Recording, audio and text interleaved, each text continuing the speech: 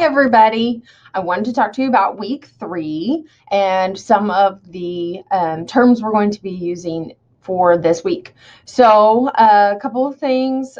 This week we're talking about theme and symbol, and so there's a Prezi in there about those particular terms. Don't forget to be adding to your fiction terms sheet that I posted in week 1, because that will be your study guide then for the fiction test, which by the way is next week.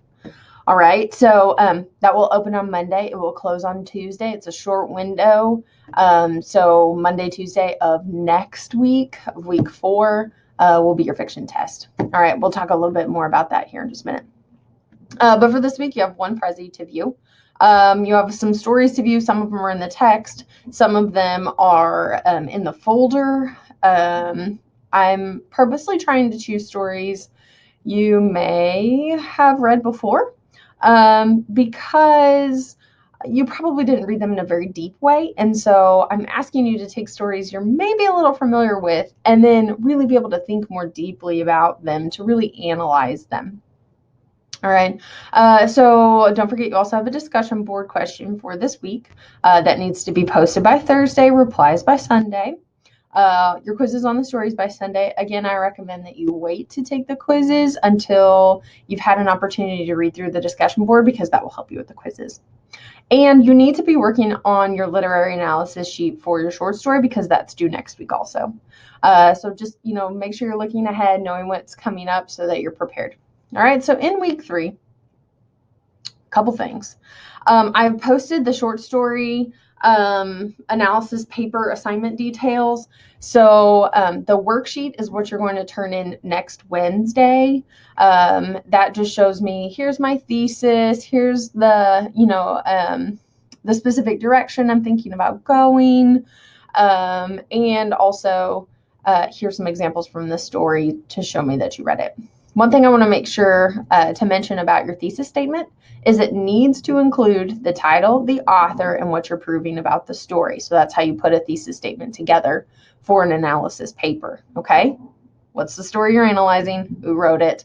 What are you analyzing about that story? So that's what you need to have in your thesis on the worksheet and then in your paper. So this worksheet, think of it as like pre-writing, okay? Showing me your thinking before you actually write the paper. So that worksheet is due next week, all right? But I'm posting it this week, so you can go ahead and get started if you want to. Also, I have some directions here. Just what does it need to look like? Things like, no, I don't want you to use research. How, some of the details. How long should it be? Stuff like that. So all of that's in there. Some of the stories that you may need for this week, if they're not in the book, I just posted them in the folder so you can read them there. I do have some notes on some of the stories, some of the harder ones. I tried to post some things or that I was trying to give you some background knowledge about. So those are there. 2 quizzes for this week. I wanted to make sure we talk about the Prezi just a little bit. So here's a little bit about theme and symbol. Okay. With theme and symbol, I'm asking you to read more deeply, and that's what you'll be discussing in the discussion board this week, is where do you see, what themes do you see, and also what pick a particular symbol from your story. So all of these stories have great symbols and great themes, and multiple symbols, multiple themes. So that's why I chose these stories. Okay. So to understand a story, you have to understand the underlying meaning. All right. So theme is the underlying meaning or message in the story. So it is what point or lesson is the author trying to make for us, the reader. Okay.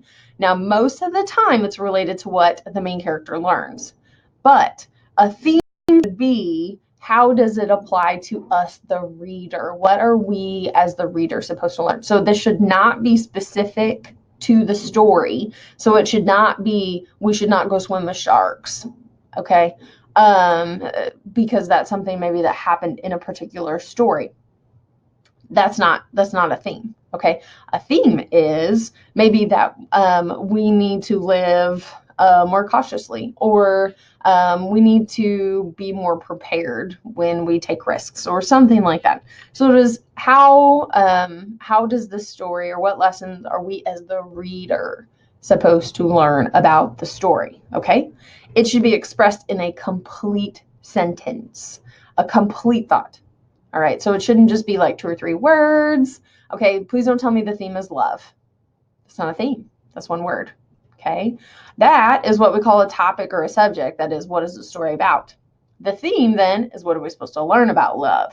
Okay, so what is that character or what is the reader supposed to learn about this particular topic? That leads you to theme. All right, so in Granny Weatherall, we could say the topic is death, but the theme then is, what are we supposed to learn about death? Okay, and you could look at it as, what does Granny Weatherall learn about death? Therefore, we should also learn about death. All right, so hopefully that makes sense.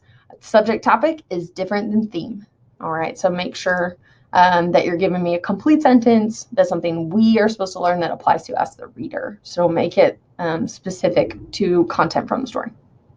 Symbol, on the other hand, is a way that authors can convey theme, because using a particular symbol may then lead to a particular theme they're trying to get across. Okay, so it's an object, a person, an action that has a bigger meaning than what we just see there in the story. Okay, so a lot of times these symbols help us understand what's the real meaning of the story. What is the author really trying to tell me?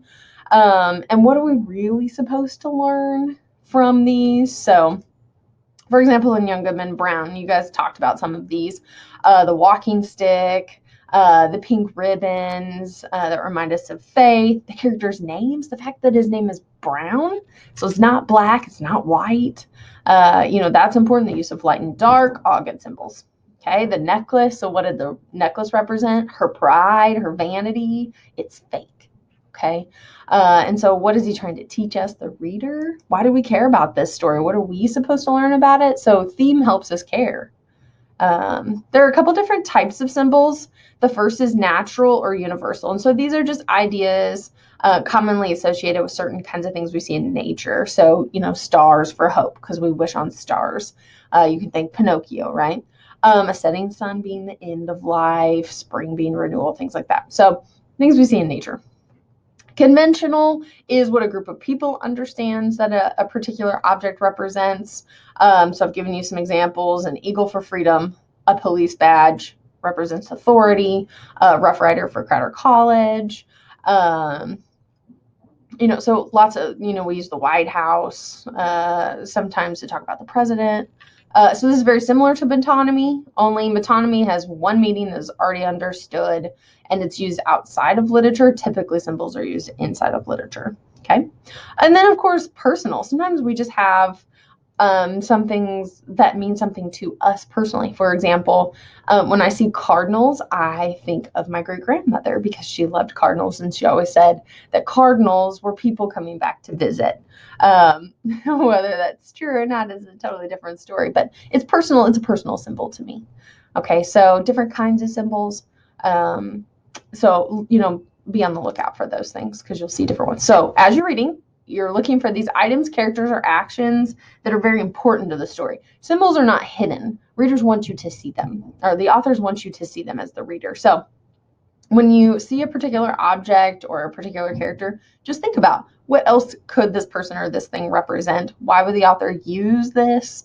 Or maybe what point is the author trying to get across with this? All right, and I've had, students over the years say, why do I need to know any of this? Why does any of this matter? Well, really my goal is to make you a deeper thinker, okay, to make you a more critical thinker, which, by the way, is one of the number one skills that employers say they're looking for, critical thinkers, okay? So practicing with these types of deep thinking ideas will make you a more critical thinker in lots of other areas of your life.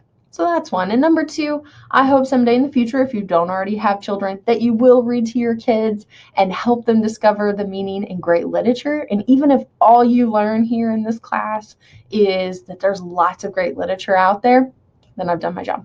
Anyway, so that's a little bit about what we're going to be talking about this week. In the discussion board for this week, already a couple people have posted, but the question for this week is about theme and symbol, and so I'm asking you to choose, we're focusing on theme and symbol, so I want you to choose one story. Only 3 people can post about a story, so once 3 people have posted, that's it, it's off the table. So hurry up and pick your story. You're going to discuss one symbol and then what you think the overall theme of the story is. Okay, and then respond to 2 other posts, but they need to be people who are writing about stories that are not the one you originally replied to. Okay, remember, if you lost points on the discussion board for week 2, it was probably one of 2 things. Number 1, you posted late. Okay, remember, by Thursday and then by Sunday. And then after Sunday, I don't count them at all. All right, because we're done and we're moving on. You need to post your original reply by Thursday, so don't forget that. But if you're putting things in there like, good post, I totally agree. Yeah, you're not getting much credit for that. I need to see that you're actually contributing to the discussion. That's what I try to do. That's what I expect you to do also. Okay, so I will be there in the discussion board. If you have questions about a story, if there's something you didn't understand, these stories are a little more abstract. So if you have questions about any of those, post your question in the discussion board. Let your classmates help you, or you can even just put my name in front of it. Hey, Miss Witcher, what about this? And I'm happy to answer your questions there, or you can email me, but the discussion board's easy too. So if there's something you didn't understand about a story or not sure of, post it in the discussion board and we'll talk about it, okay? All right, so you need to do some reading and you need to do your discussion board post by Thursday and then replies by Sunday.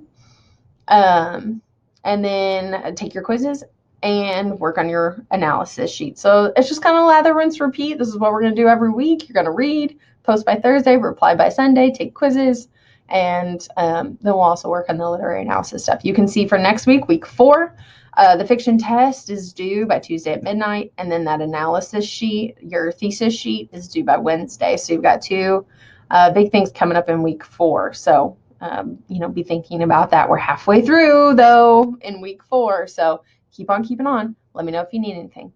One last thing I want to mention, when you're taking quizzes or posting in the discussion board, I do expect that your words are your words. I understand that sometimes you might want to go get outside help because you didn't understand a story. I would much rather you come to the discussion board and ask for help. But if you want to look at outside sources, that's fine to get some help understanding a particular story. But what you submit to me as an assignment to be graded needs to be your words and your thoughts, okay? At no point are you required to get outside help. I understand that you don't know everything about these stories. I'm not expecting that, okay? This is an introduction class.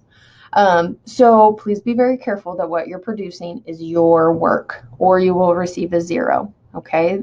Plagiarism is something we take very seriously, and usually it's pretty easy for me to see when it's not your own work. So please make sure you're turning in your own work for credit. All right. Other than that, happy reading. I hope you love these stories. Some of these stories this week are some of my all-time favorites. So if you have any other questions, feel free to email me and I will respond to you there. Otherwise, see you in the discussion board. Have a good week.